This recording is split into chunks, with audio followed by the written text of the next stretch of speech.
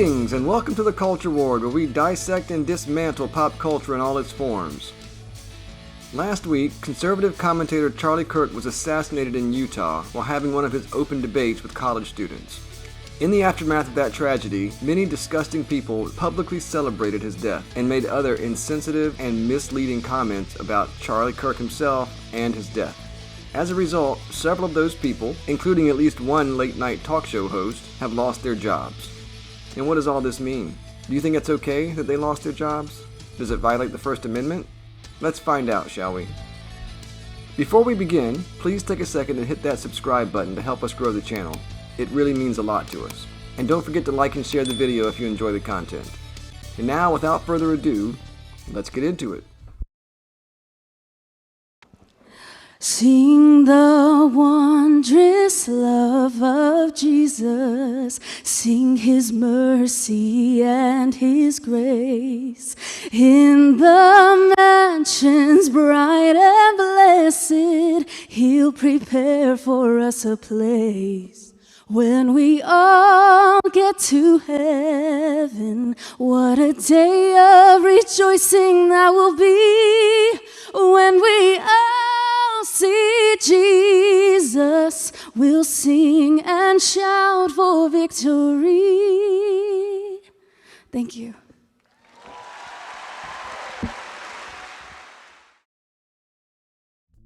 So, on September 10th, last week, Charlie Kirk was participating in a campus discussion at Utah Valley University outside Salt Lake City when he was shot and killed in front of a crowd of about 3,000 people, mostly, presumably, Utah Valley students.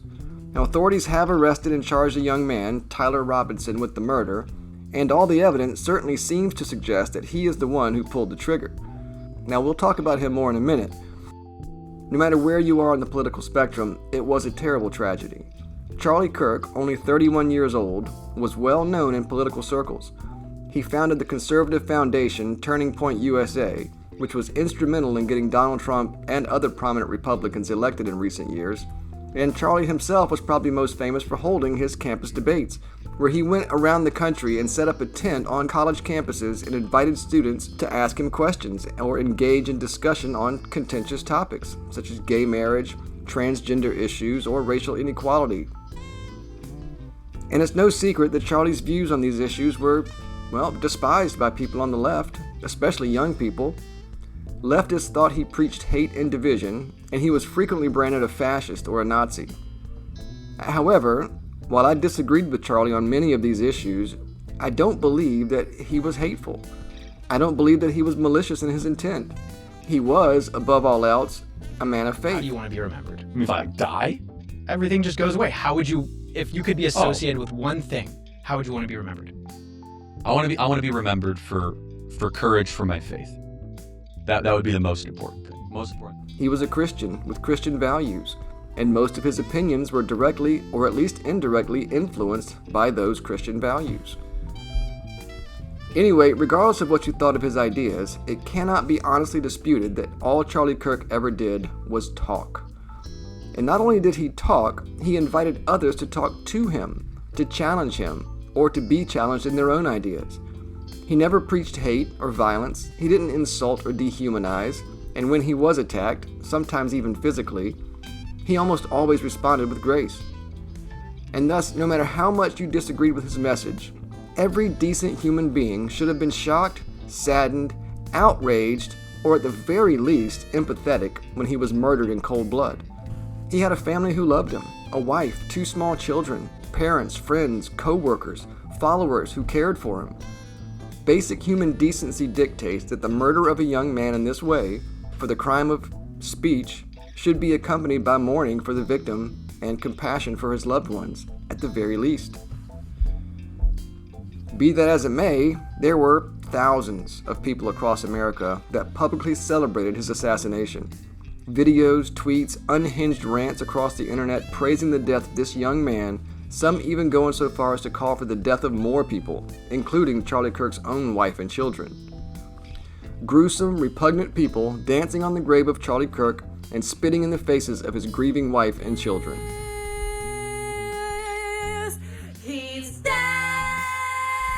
have to be grateful for the gifts that we are being given right now. How great is this day? Oh my God, please let him be dead. Please let him be dead. Please let him be dead.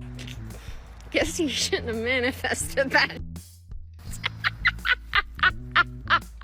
Bye, Charlie Kirk. Like you said, people getting shot for the Second Amendment is so worth it.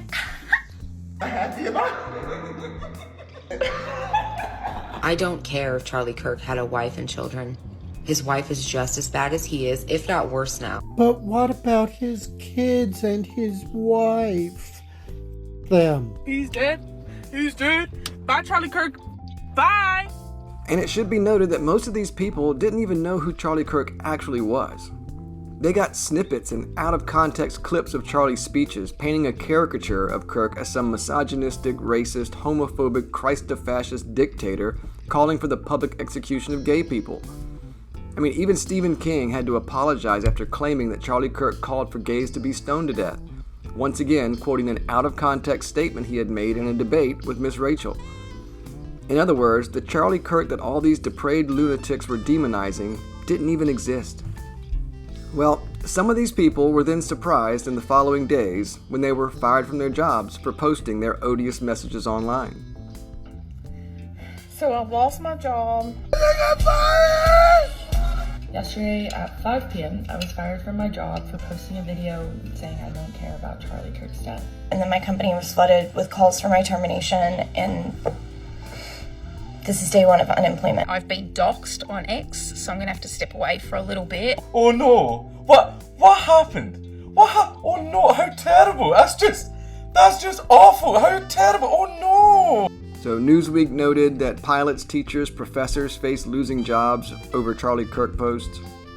Individuals who have posted social media content about Charlie Kirk risk losing their jobs. I mean, some of them. According to multiple media reports, pilots, teachers, and professors are among those who have been fired or suspended after discussing Kirk's murder online. While there has been an outpouring of grief from his supporters after Kirk was fatally shot in Utah on Wednesday during a question and answer session on campus, there have also been social media posts celebrating his demise, triggering a backlash and disciplinary action from employers.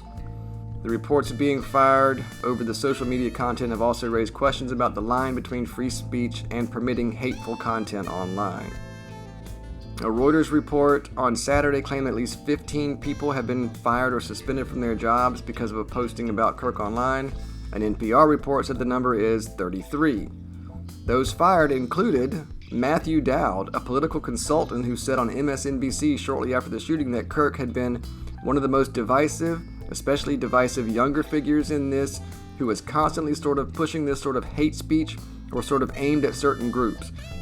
He added, and I always go back to hateful thoughts lead to hateful words, which then lead to hateful actions. So basically Matthew Dowd was fired for saying Charlie kind of deserved it. Others that have been fired or suspended, according to multiple media reports, include teachers like an individual in Oregon who wrote that Kirk's assassination really brightened up my day, according to a local news report. Wisconsin school teacher placed on leave after calling Kirk a racist, xenophobic, transphobic, Islamophobic, sexist, white nationalist mouthpiece who made millions of dollars inciting hatred in this country, according to reports. In an even more high-profile situation, late-night talk show host Jimmy Kimmel, during his opening monologue, attacked Kirk supporters. Let's play that clip. We hit some new lows over the weekend with the MAGA gang desperately trying to characterize this kid who murdered Charlie Kirk as anything other than one of them and doing everything they can to score political points. Okay, now for context, the shooter, Tyler Robinson, was arrested shortly after the assassination. He turned himself into police, and the police recovered the rifle that was allegedly used. Inside the rifle, they found bullets that had been engraved with statements indicating that the shooter believed Charlie Kirk was a fascist and echoing sentiments that had been previously associated with liberal ideologies such as Black Lives Matter. Additionally, it was revealed that Robinson was in a relationship with his live-in boyfriend who was in the process of transitioning or becoming a trans woman. Other evidence has also been uncovered suggesting that Tyler Robinson was not a conservative. Indeed, he appeared to hate conservatives, more and more so in recent months. However, it has been a popular narrative in the mainstream media to try and paint Robinson as a MAGA supporter himself, who shot Charlie Kirk because he wasn't MAGA enough or some stupid shit. It is a preposterous notion supported by zero evidence, but it's out there. And it is this ludicrous theory that Jimmy Kimmel seems to have been referring to in his monologue. Well, lo and behold, the very next day, affiliates of ABC announced that Jimmy Kimmel's show would be taken off the air indefinitely, effective immediately. So Jimmy Kimmel's late night show canceled by ABC. In his monologue on Monday, Kimmel said that many in MAGA land are working very hard to capitalize on Kirk's murder, continuing his attack on Tuesday. Alright, so according to the article, Jimmy Kimmel's late night show was indefinitely suspended on Wednesday following his, quote, insensitive remarks about the death of conservative activist Charlie Kirk. His comments prompted a group of ABC-affiliated stations to pull the program from their lineup. The decision has fueled concerns about the future of free speech in the U.S., particularly under President Donald Trump's administration. Yada yada yada, what happened? In his monologue on Monday, Kimmel said that many in MAGA land are working very hard to capitalize on Kirk's murder. We heard that in the clip. We hit some new lows over the weekend. MAGA gang desperately trying to characterize this kid, who is Tyler Robinson, as anything other than one of them, and doing everything they can to score political points from it. Apparently, he again highlighted the topic on Tuesday night, mocking U.S. Vice President J.D. Vance's performance as guest host for Kirk's podcast. ABC moved swiftly after Nexstar Communications Group said that it would pull the show starting Wednesday. Nexstar operates 23 ABC affiliates. However, ABC did not provide a reason for why Kimmel's contract, which is set to expire in May of 26, was preempted. There was no immediate comment from Kimmel. That has since changed. Meanwhile, Trump took to his social media platform, Truth Social, to celebrate ABC's move. Quote, congratulations to ABC for finally having the courage to do what had to be done. I mean, that's a pretty Trump thing to say, I guess. So yeah, anyway, effective immediately, Kimmel's show is off the air.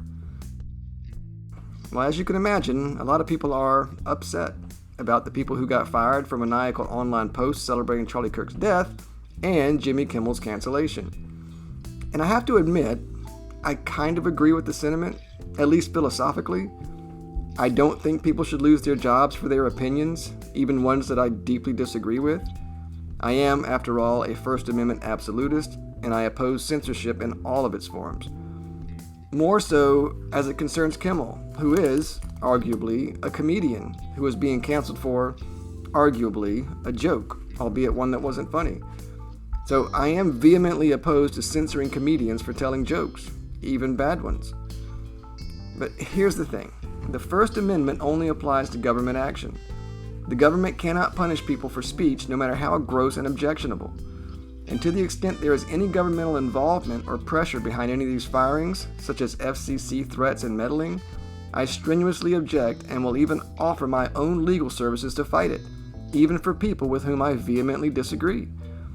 But to the extent that these are business decisions made by private enterprises, well, while I still object in principle to firing someone for speech, I also understand that businesses have a legitimate interest in protecting their public reputation. To the extent these people's horrific reactions reflected in any way upon the company they worked for, the company absolutely has a right to cut ties. Indeed, in the case of publicly traded companies, they may even have a fiduciary duty to their stockholders to cut ties with bad publicity. Now, as it concerns public school teachers, university professors, and other public employees being fired for their hateful screeds against Kirk, well, those are a little trickier to justify. Again, I don't think government action should be taken to quell speech. However, I do see the logic in removing someone from a position of trust, especially with children and/or young adults, if statements they made indicate that the person is unhinged, violent, callous, and/or potentially psychopathic. So I think in this instance, it would really be on a case-by-case basis. Just commenting about their negative opinion of Kirk without celebrating murder, for instance, probably shouldn't be grounds to fire a public employee.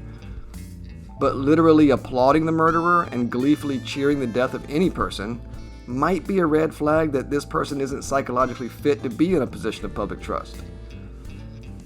And I would be remiss if I didn't at least mention that these same people didn't seem to have a problem with censorship before. Jimmy Kimmel himself, not that long ago, applauded the firing of Tucker Carlson, praising the decision of Fox News to cut ties with their most popular talk show host.